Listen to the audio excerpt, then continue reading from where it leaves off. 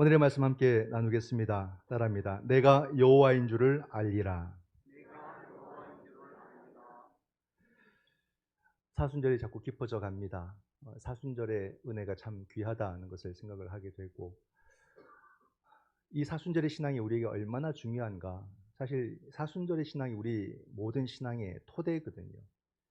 오늘날 워낙에 세상이 화려해지다 보니까 사람들은 화려한 것, 좋은 것, 뭐 이런 의미, 그런 것들을 추구하고 또 그런 것들을 열심히 쫓아가는 것 같은데, 사순절은 반대로 잿빛 같고 또 무겁고 아프고 그런 느낌을 주는 것 같습니다.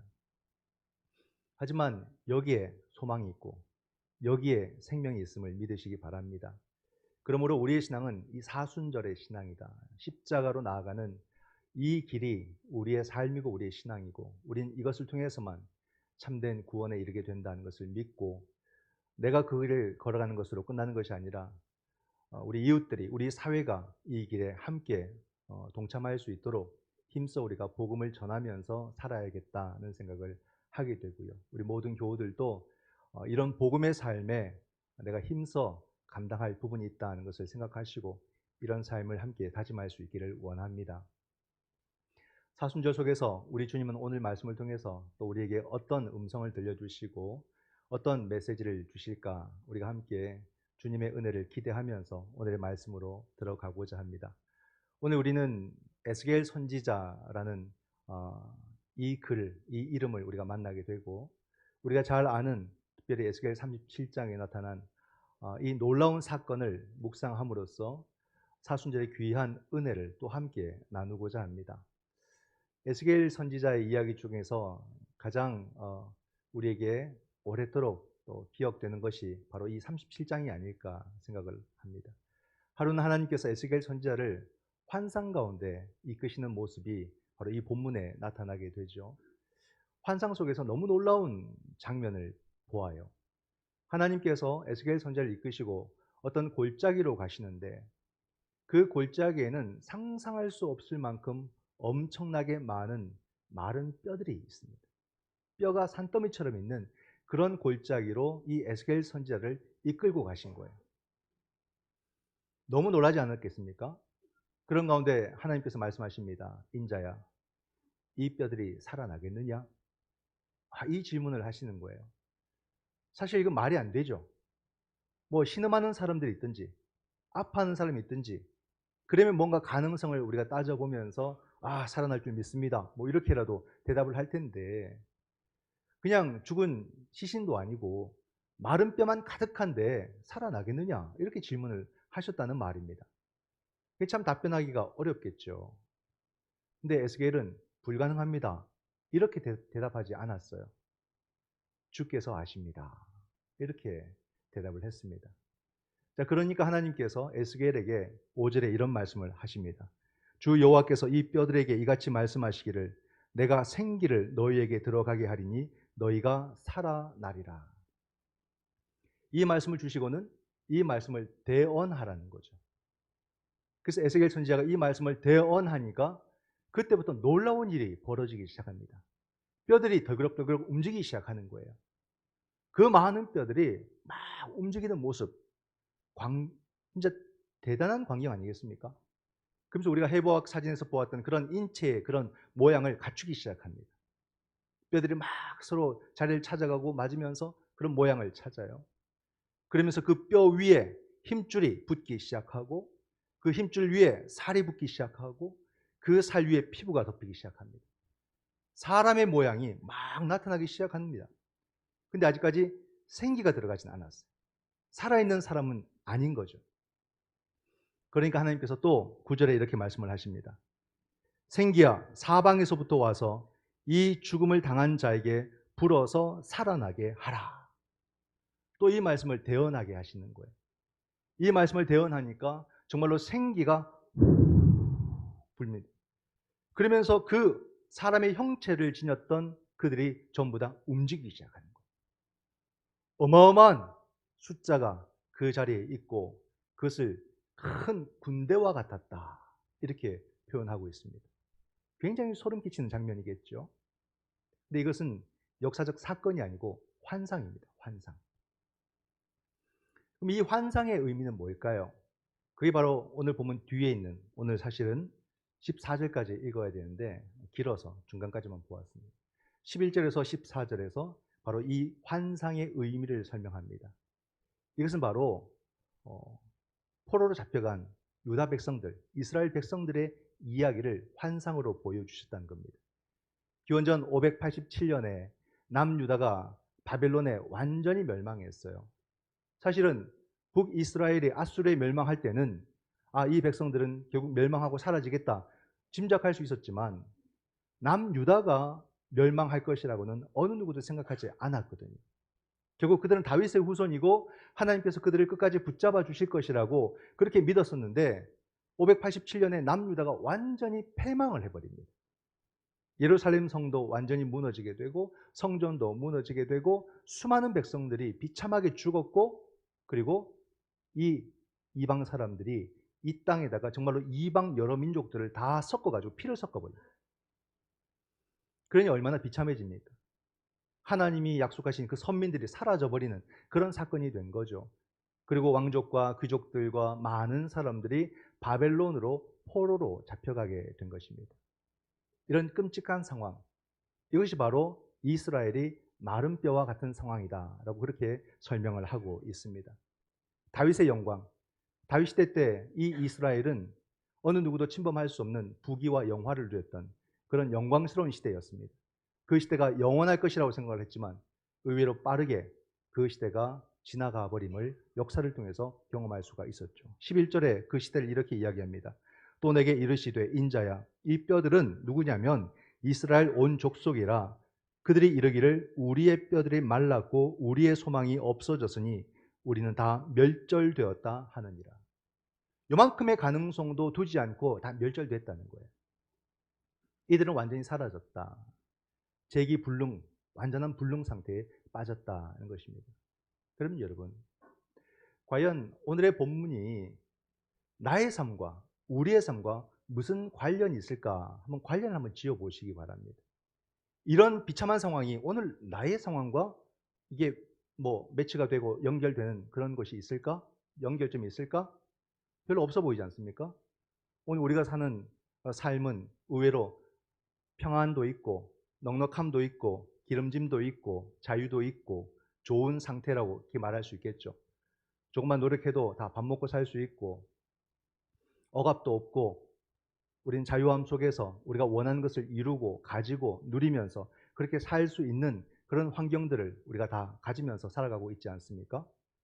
그럼 이러한 비참한 상황이 오늘 나의 삶과 이렇게 이어지는 면이 없다, 맺어지는 그런 부분이 없다고 느껴지면 이 본문은 오늘 우리의 말씀이 되지 못하는 거죠. 근데 여러분 가만히 한번 생각해 보세요. 가만히 생각해 보면 이 말씀이 나에게 이렇게 저렇게 다 이어집니다. 이 사건이 나에게 이렇게 저렇게 다 이어집니다. 우리 삶을 여러분 가만히 들여다보게 되면은 내 삶 속에 우리가 평안만 있는 것이 아니라 우여곡절이라는 게 있잖아요. 인생이라는 것은.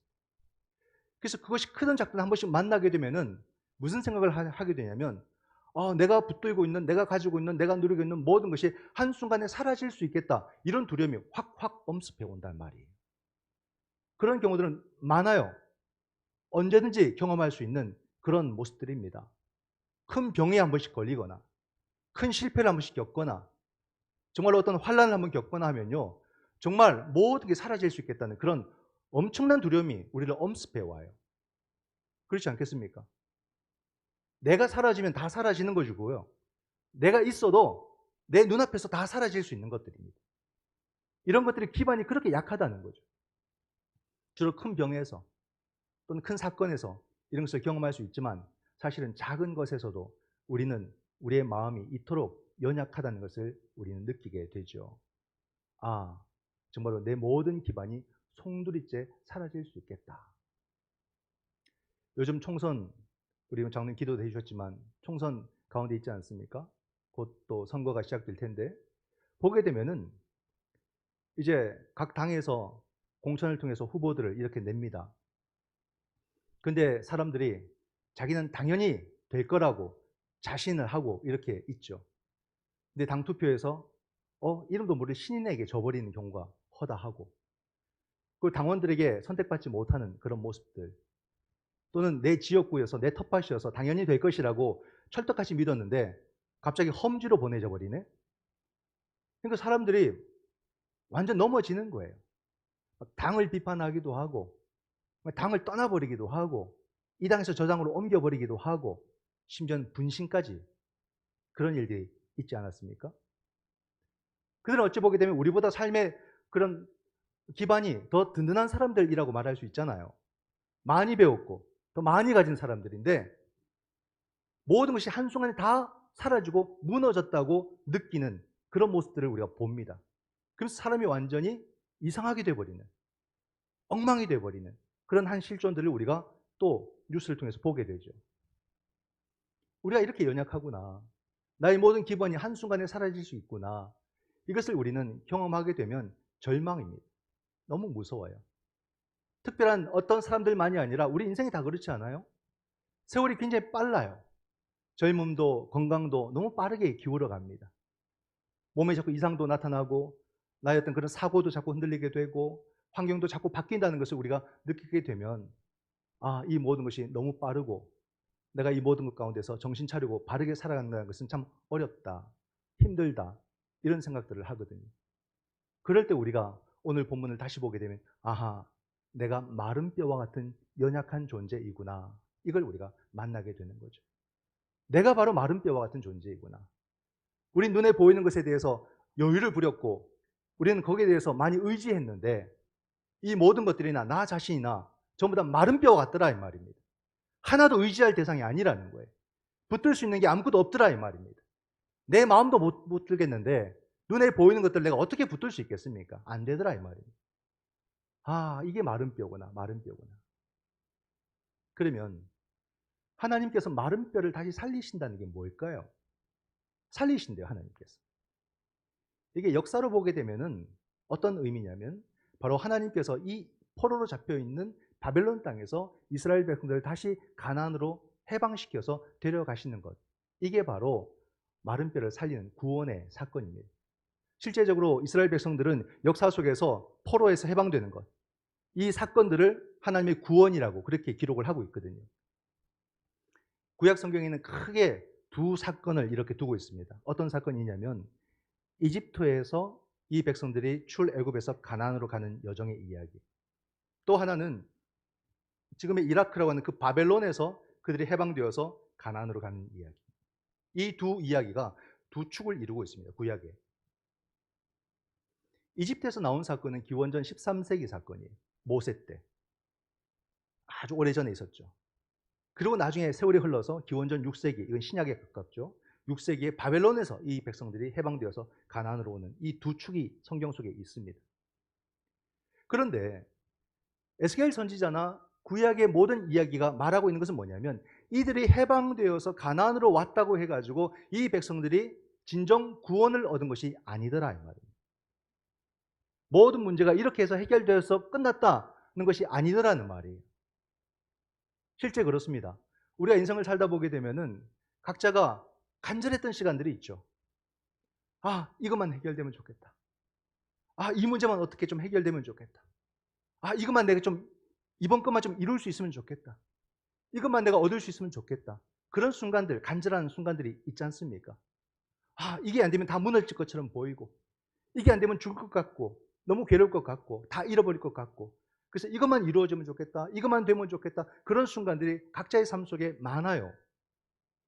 근데 그걸 이루었잖아요. 그걸 가졌잖아요. 그 간절했던 시간이 지나갔잖아요. 그럼 우리는 구원을 받았습니까? 내 삶의 문제는 완전히 해결되었습니까? 안 되더라는 거죠. 그 많은 시간들, 그 많은 일들을 겪어서 지나왔는데 내 삶의 문제가 온전히 해결된 게 아니더라 이 말입니다. 오늘 에스겔 선지자가 구약의 이야기가 우리에게 전해주고자 하는 것은 뭐냐면 단순히 그 힘든 일을 겪고 그것을 지나왔다가 아니라 그 시간을 통해서, 그 사건을 통해서 이 백성들이 하나님을 살아계신 하나님으로 경험했다는 것, 이 사실을 강조하고 있는 거예요.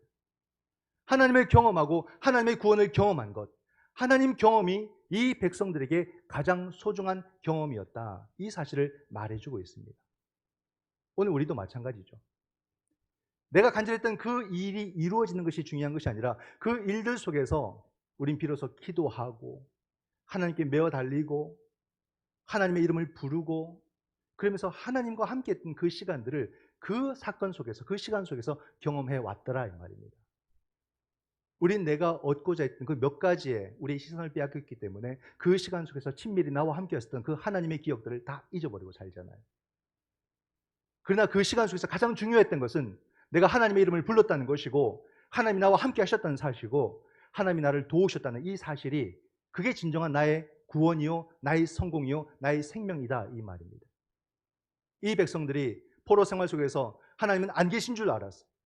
하나님이 지신 줄 알았어. 그러나 그들이 돌아옴으로써 살아계신 하나님을 경험한 것, 이것이 우리에게 구원이지 그 어떤 사건이 우리에게 구원이 아니라는 것을 에스겔 선지자가 말하고 있는 것입니다. 여러분, 내 삶에는 뭐가 중요합니까? 내가 원하는 것들이 순서대로 이루어지는 게 중요합니까?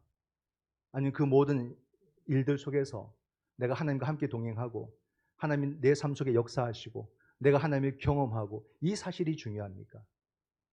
우리가 엉뚱한 것을 붙잡을 때에 우리는 구원의 은혜를 경험하지 못하게 되는 거죠. 우리가 하나님을 바라볼 때 비로소 내 삶에 하나님의 구원이 늘 함께 했다는 사실을 깨닫게 되는 거죠. 에스겔 선지자도 오늘의 말씀을 통해서 바로 이 백성들이 이 모든 일들을 통해서 여호와를 아는 것, 이 사실이 중요하다고 오늘 우리에게 말씀해 주고 있습니다. 13절과 14절을 보면 내 백성들아 내가 너희 무덤을 열고 너희로 거기에서 나오게 한즉 너희는 내가 여호와인 줄을 알리라. 내가 또 내 영을 너희 속에 두어 너희가 살아나게 하고 내가 또 너희를 너희 고국 땅에 두리니 나 여호와가 이 일을 말하고 이룬 줄을 너희가 알리라. 여호와의 말씀이니라. 에스겔 선지자가 말하고 싶은 것은 내가 여호와인 줄 알리라. 내 영을 너희 속에 둘 것이고 너희는 살아날 것이다. 그리고 이 일을 말하고 이룬 줄을 여호와가 이룬 줄을 너희가 알리라. 여호와의 말씀이니라. 그렇죠? 너희는 내가 여호와인 줄 알리라. 이 사실을 그 백성들 앞에서 힘차게 전해주고 싶은 거예요. 단순히 우리가 놀랐던 기적 몇 가지를 보는 것이 아니라 이 모든 것을 통해서 하나님의 권능을, 하나님의 손을, 하나님의 영을 너희가 체험하기를 원하고 그 사실을 알기를 원한다는 것이 바로 에스겔 선지자의 마음이라는 거죠. 선지자는 이런 마음입니다. 그 백성들이 하나님을 다시 회복하기를, 하나님을 깨닫기를, 하나님의 손길을 느끼기를, 이것이 선지자의 마음이라는 거예요. 오늘 우리가 놓치고 있는, 그저 종교 생활에 빠져 있다 보니까 하나님이 우리 속에 함께 계심을 경험하지 못하고 우리가 그렇게 무료하게 살아가는 그런 삶 속에서 하나님을 만나고 다시 하나님을 경험하고 하나님의 손을 느끼기를 바라는 그런 간절한 모습이 오늘 에스겔 선지자를 통해서 우리 가운데 외쳐지고 있는 거죠. 하나님의 권능, 하나님의 손, 하나님의 영, 이것이 에스겔 선지자가 반복적으로 외치는 말씀입니다. 1절을 보면 여호와께서 권능으로 내게 임재하시고 이렇게 말씀하시죠. 여호와의 권능이 무엇입니까? 마른 뼈들이 살아나기 시작하고 그 뼈 위에 힘줄이 붙기 시작하고 살이 붙고 또 피부가 붙고 생기가 들어감으로써 큰 군대를 이루는 것이 바로 하나님의 권능이 있습니다. 그 권능은 무엇과도 같으냐? 창조의 역사와 같은 거예요. 지금 에스겔 선지자는 이 37장에서 무엇을 동일하게 떠올리냐면 창세기 1장을 떠올린 것과 아주 유사한 모습을 보여주고 있습니다. 하나님이 지금 이 땅 가운데서 창조의 역사를 일으키고 있는 이 광경을 본 듯한 그런 모습으로 우리에게 말씀해 주고 있거든요. 9절을 다시 보면 생기야 사방에서부터 와서 이 죽음을 당한 자에게 불어서 살아나게 하라. 하나님의 영이 우리 가운데 함께함으로써 그 생기를 불어넣게 될 때에 마른 뼈들이 사람이 되는, 마른 뼈들이 군대가 되는 놀라운 창조의 역사가 일어났다는 사실을 말해주고 있습니다. 하나님은 창조의 하나님이시라는 거죠. 여러분, 이 하나님의 창조의 역사는 오늘 우리에게도 똑같이 동일하게 일어나고 있음을 믿으시기 바랍니다. 이걸 우리가 알 때에 오늘의 말씀이 우리에게 나의 말씀이 되는 거죠. 이제 여러분 겨울이 가고 봄이 오지 않습니까? 바람도 많이 불고 어제 밤사이도 비가 내리고 이 봄의 소식이 우리 가운데 전해지고 있습니다. 이제 식물들과 나무들 한번 보십시오. 난리도 아닙니다. 파란 싹들이 나오기 시작하고 또 막 이 꽃봉오리들이 막 나오기 시작합니다. 이제 뭔가를 이룰 준비를 하고 있는 거죠. 이제 잎이 만개하고 꽃이 만개하게 되면 완전히 새로운 세상이 창조되는 거예요. 이건 작년의 자연이 아닙니다. 올해 하나님께서 새롭게 이루시는 창조의 사건인 거예요.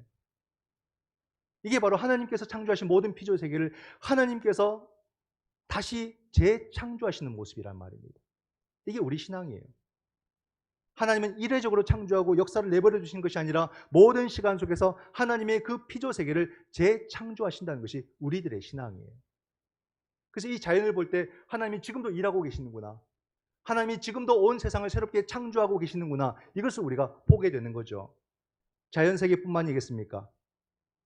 우리 인생들에게도 하나님은 재창조의 역사를 이루십니다. 여러 가지 일들로 인해서 실망하고 아픔을 겪고 괴로워서 더 이상 삶을 살아낼 힘이 없는 그 연약한 자들에게 하나님은 생기를 불어 넣어주시고 마른 뼈가 생명이 되는 그런 구원의 역사로 새롭게 창조해 주심을 믿으시기 바랍니다. 오늘 우리가 여기까지 온 것이요, 내 의지로, 내 노력으로, 내 능력으로 온 게 아니에요, 여러분. 우리가 아무것도 할 수 없을 때, 정말로 손 하나 움직이기 힘들고 입 한번 벌리기도 힘들 때 하나님 나를 재창조해 주신 거예요. 나를 다시 살려주신 거예요. 다시 내게 기회를 주시는 거죠. 그러한 창조의 손이 늘 내 가까이 있어서 내 마음을 새롭게 창조해 주시고 내 정신을, 내 몸을 새롭게 창조해 주셔서 저와 여러분 우리 모두가 여기까지 왔다라는 사실입니다. 이게 바로 하나님께서 온 세상을 새롭게 재창조하신다는 증거 아니겠습니까? 오늘 내 모습이 하나님의 증거예요. 하나님이 나를 새롭게 창조하셨기 때문에 여기서 이렇게 부족한 자가 말씀을 전하고 있는 거 아니겠습니까? 하나님이 창조하시지 않는다면 나는 한순간도 내 힘으로 버틸 수 없는 연약한 존재라는 사실이죠. 여기서 우리가 깨닫게 되는 것은 오늘의 이야기는 역사적 사건이 아니라 환상이라고 말씀을 드렸습니다. 여기에 또 우리의 부족함이 있습니다. 환상은 언제나 깨진다는 생각을 하게 되죠. 현실은 우리의 환상을 깨버립니다. 현실은 너무 어려워요. 우리가 아무리 교회에 와서 아멘 아멘 해도 다 회복된 것 같아도 저 문 열고 나가면 혹독한 현실이 그대로 기다리고 있어요. 아무것도 바뀐 게 없어요. 여전히 어려움이 있고요. 여전히 괴롭고요. 여전히 힘들어요. 왜 아무것도 바뀐 게 없지? 그렇지 않습니까? 환상은 허구처럼 보이고 눈에 보이는 것은 현실이고 이런 딜레마 속에서 우리의 신앙이 갈등을 겪게 됩니다. 그러나 여러분, 오늘 에스겔 선지자는 우리에게 뭘 말합니까? 하나님이 주시는 꿈은 나의 현실을 이긴다. 이걸 말해주는 거예요. 하나님이 주신 환상은 우리의 현실을 이긴다. 이거를 말해주고 싶은 겁니다. 그러므로 그리스도인들은 눈에 보이는 현실을 살아가지만 이 꿈을 꿀 줄 아는 사람들이 되어야 돼요. 이 믿음의 환상을 보고 살아가는 사람들이 그리스도인이 되어야 돼요. 보이는 것만으로 모든 것을 재단하고 보이는 것만으로 모든 것을 판단하는 그런 삶이 아니라 보이는 것과 함께 보이지 않는 이 꿈과 환상을 갖고 살아가는 그리스도인들을 누가 이기겠느냐 이 말입니다. 이게 성도의 삶이고 이것이 바로 그리스도인의 삶이에요. 우리는 지극히 현실적인 이 현실을 눈으로 보고 살아가지만 하나님이 주신 이 환상을 우리는 믿고 붙들고 살아가는 겁니다. 이 환상이 내 현실을 바꿀 것이다. 이 시간을 이기게 만들어 주실 것이다. 이것을 믿고 살아가는 것이 그리스도인의 삶의 모습입니다. 여러분, 오늘 이 말씀을 왜 이렇게 간절히 나누냐면 우리의 현실이 너무 어렵기 때문에 그래요. 당장 어려움에 처한 우리 교우들도 있을 것이고 또는 여러 가지 힘들고 어려운 시간들을 또 앞으로 우리가 맞이하게 될 것인데 우리의 현실이 녹록지 않거든요. 우리가 서로가 어떤 상황 속인지 다 몰라요. 그러나 그 마음속에 간절함도 있고 답답함도 있고 괴로움도 있지 않겠습니까? 우리 삶 속에 내 문제가 될 수도 있고 자녀의 문제일 수도 있겠고 내가 사랑하는 사람들의 문제가 될 수도 있습니다. 그 수많은 일들로 인해서 우리가 매 순간 무너지는 것을 경험해요. 너무 괴로워요. 너무 힘들어요. 여기서는 웃지만 나가면 또 울고 아파하고 이게 너무 많지 않습니까? 그날 여러분 또한 이것도 나의 현실이지만 또 다른 나의 현실이 있다는 거예요. 우리는 이 에스겔 선지자가 외치는 하나님의 손과 하나님의 권능과 하나님의 영이 바로 예수 그리스도에게서 성취되었다고 믿는 사람들이 바로 우리라는 사실입니다. 우리는 어려운 현실을 보고서 살아가지만 또한 그 속에서 예수 그리스도를 믿으며 살아가는 성도라는 말이에요. 그러므로 하나님께서 예수 그리스도를 죽은 자 가운데서 살리신 것 같이 나를 이 죽을 것 같은 나의 삶의 현실에서 하나님이 함께 하셔서 다시 나를 살려주실 줄 믿습니다. 우리의 현실이 아무리 힘들고 어려워도 오늘 말씀 뭡니까? 하나님이 너를 다시 살리신다. 하나님이 다시 살려주신다. 이 메시지를 주잖아요. 그래서 우리는 눈을 떠서 하나님의 손이 나에게 가까이 있고 하나님의 권능이 나에게 가까이 있고 하나님의 영이 지금 나와 함께 하고 있음을 믿으시기 바랍니다. 그래서 우리는 이 시간 속에서도 다시 인내하며 다시 소망을 가지고 우리의 삶을 또 우리는 온전히 맞이하고 그 시간 속에서 하나님의 살리심을 풍성히 경험하는 복된 성도가 다 되시기를 주님의 이름으로 축원드립니다. 아멘. 기도하겠습니다.